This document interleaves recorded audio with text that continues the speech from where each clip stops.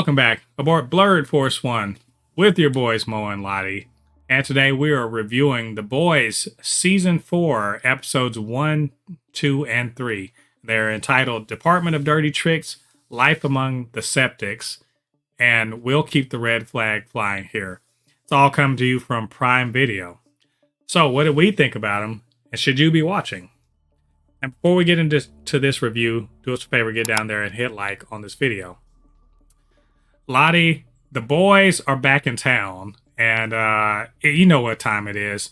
It's heads are exploding, guts and stuff are flying. People are cussing a lot, and of course, you can't have a season of The Boys without some floppy penis flying around, right? It's The Boys. There's no you can't do it without the floppy penis. So that being said, I feel like they came back as strong as ever. I think they took their Cialis, they took their their male enhancement pills, and they are definitely firing on all cylinders. So, but before I get into more of what I had to say, Ladi, my friend, what did you think about these first 3 episodes? I have a hot take. I have a major hot take. Okay. Don't start with me, Ladi. No, go ahead, man. The first 3 episodes of this season 4 is better than season 2 and 3 combined. Well, hey, shots fired. Because season 3, people loved season 3. Season 2 also, but yeah, they elaborate, my friend. I want to hear what makes you say this. They upped their game in this season.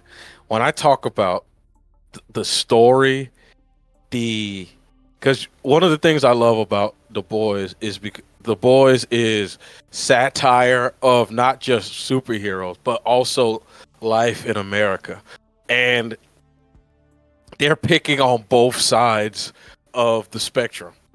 And one of my favorite things is the new villain that they added, because we're both African American. There is a certain type of African American woman that exists that a lot of people don't like, and they turned her archetype into a villain. It is freaking hilarious, and I love it because she's well written.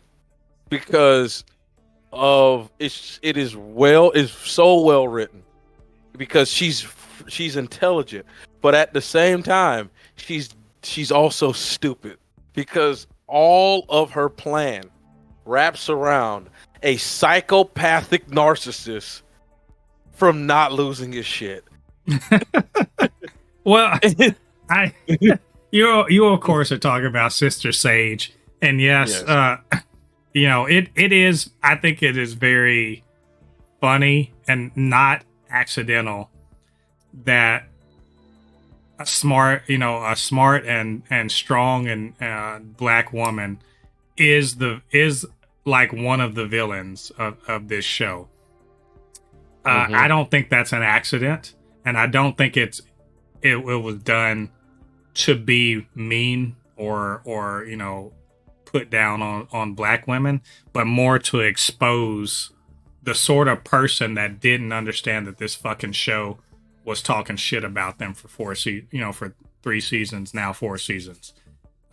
So that, you highlighting that's very important. And by the way, Sage, I'm not even gonna call her Sister Sage because she doesn't like it, but also I understand why. Because why does every black character got to be Black Lightning or sister this or brother that? You know what I'm saying? Like, get the fuck out of here. And I also like that she points that out. She's the additions to this series, she's amazing. She is Sister Sage is fucking amazing, and she gets to talk to Homelander any which way. And she's so smart, she knows how to actually wrangle him. I don't think I think she's gamed this out in her head, and this should work because she's smart, right? She should have all the angles figured out. And so one of the angles is dealing with this dude and his, decaying mental state. Which I suppose you could say that's the entire first 3 episodes is people trying to freaking deal with his decaying mental state for various ways. I mean, I don't know about you, Ladi. This Anthony Starr continues to put in an amazing performance. Fucking hate every scene with him in it, but I love every scene with him in it.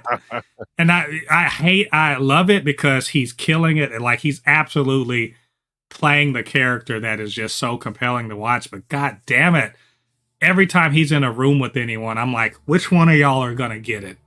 I mean, he tells Deep he's like, all right, cool, you think everything I say is dope? Cool. Go give A-Train a blowjob. And that motherfucker was gonna do it. And I just see like he's like, I'm surrounded by idiots. And that gets him to kind of get off his ass and go get Sage. And it's a beautiful thing. I kid you not, because like I nervous sweat. Like so when anything's like real compelling and real like edge of my seat, I nervous sweat a little bit. And god damn it, I was nervous sweating the whole 3 episodes of this show. Because it's just like it's nail biting. Even though, to their credit, they do throw a lot of humor in there to kind of soften the edges of things. But my God, Ladi, you pointed out like this is a satire of it's just our world. This more so than any other season. This fucking season is basically our world with capes. Am I wrong? Exactly. It is 100%. That shit's fucking depressing. Because I was like, if this wasn't funny, and I kind of got it, it's a little unpleasant to watch. Just a little bit. It's kind of like how if you eat blue cheese, there's a little bit of unpleasantness to it. It's like that. Like it's still good, but just on the edge of you're like, ooh, this kind of tastes a little bit like throw up, a little bit. I don't like.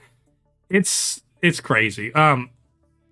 So you have Billy. He's back and he's dying. You got Huey and his dad is like in a coma and he's got to deal with his mom and his abandonment issues.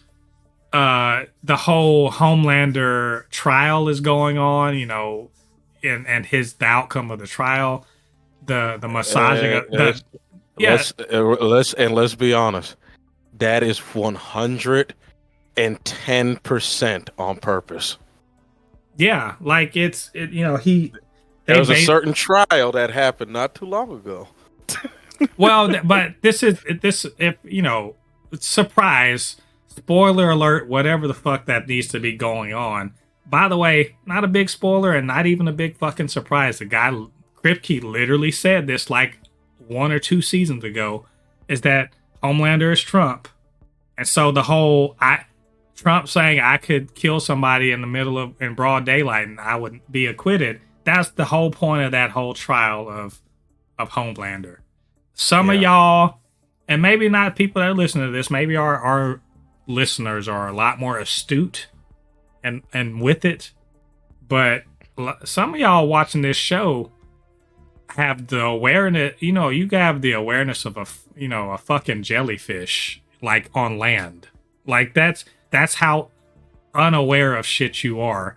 That he literally had to go in this one and have a QAnon convention for you guys to be like, wait a minute, that sounds like me. Like, no shit. Like, come on. Like, it's ridiculous. Anyway, there's a lot of ground to cover. I don't want this to be a huge, long review, but, like, there's so much ground to cover. The boys are being led by Mother's Milk. He's doing a terrible job, by the way. Who is doing a god-awful job? He's trying so hard, but no.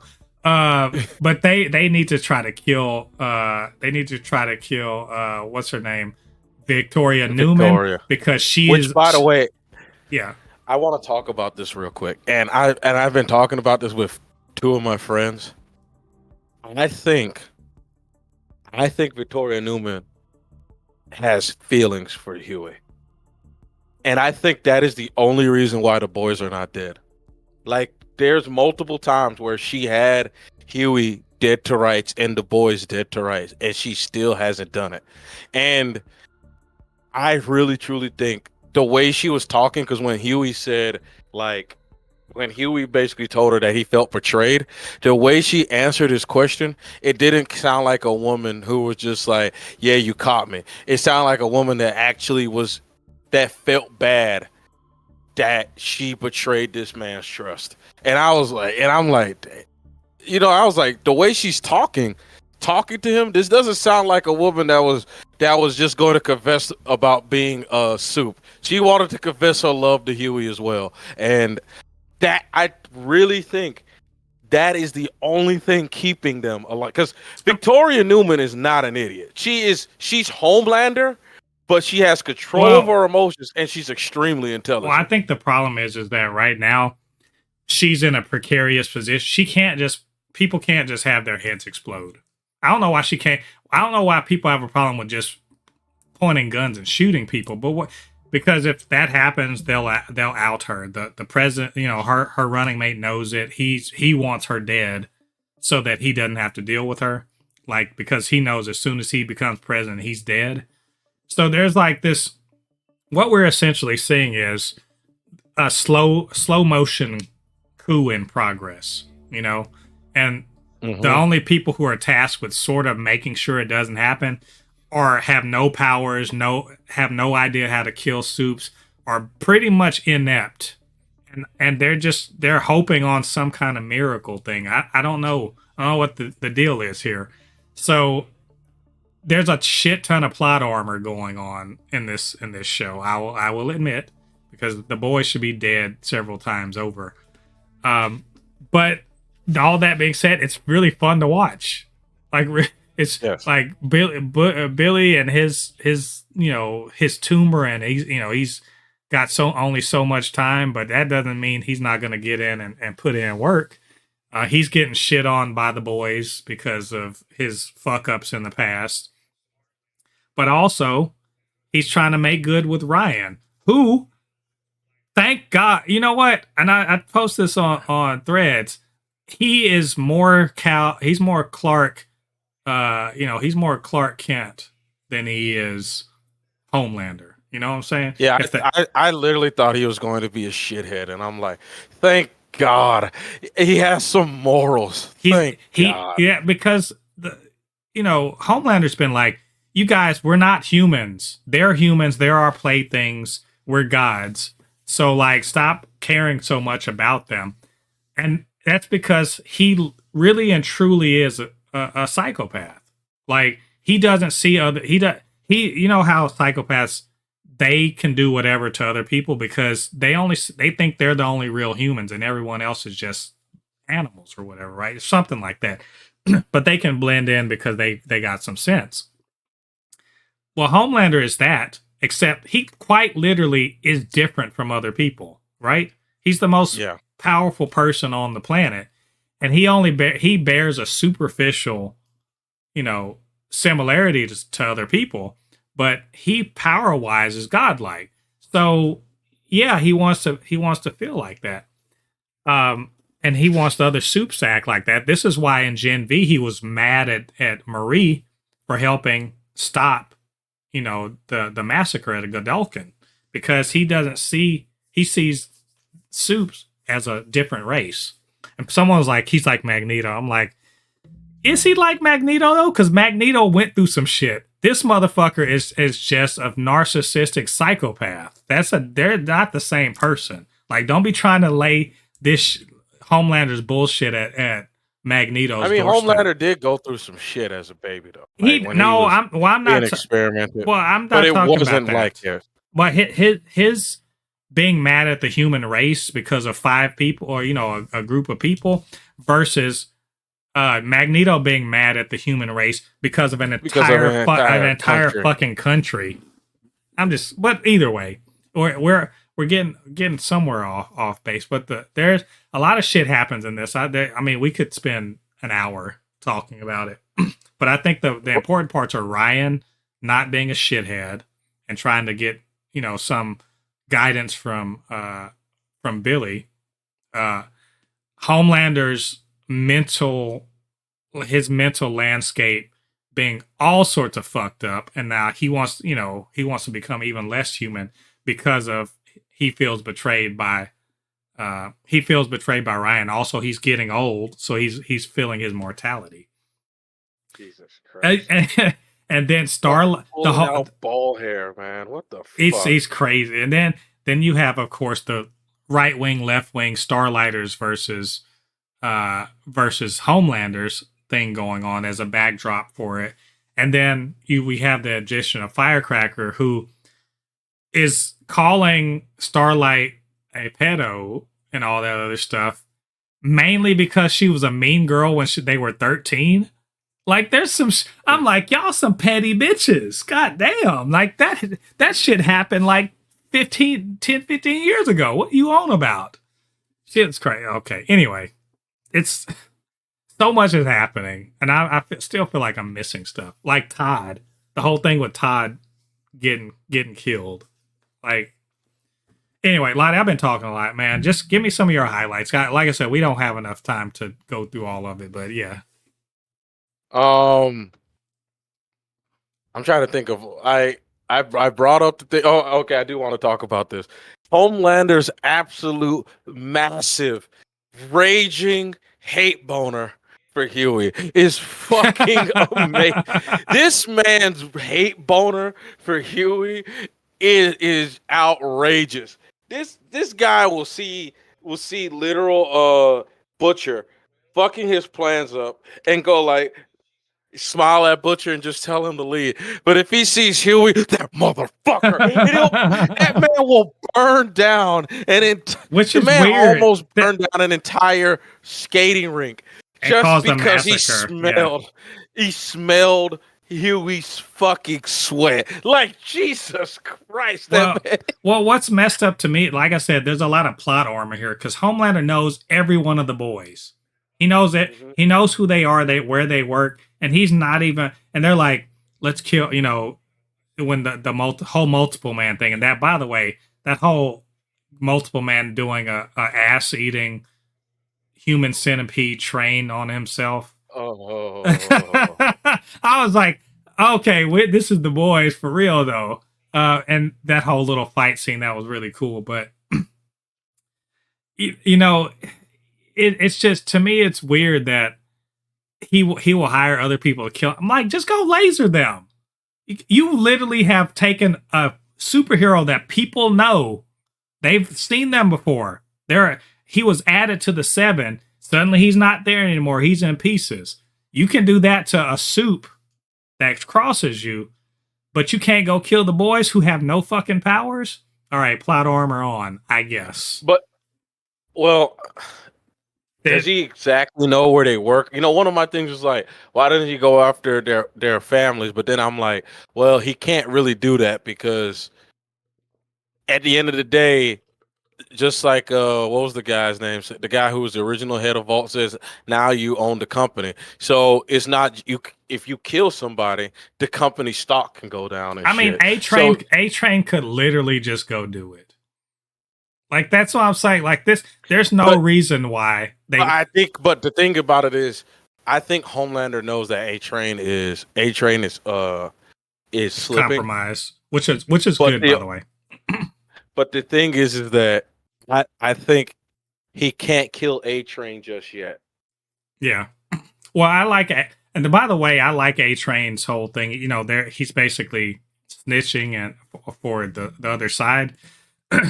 Fuck, I hate that guy, but they keep doing this thing where I'm like, well, maybe this time he will stop being a piece of shit, Because he comes through.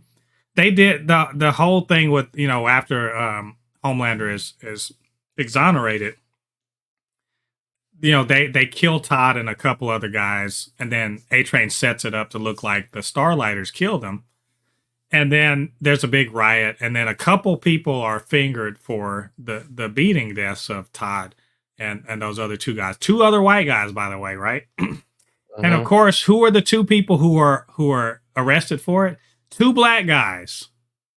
Yeah. So and again, this shit was not accidental.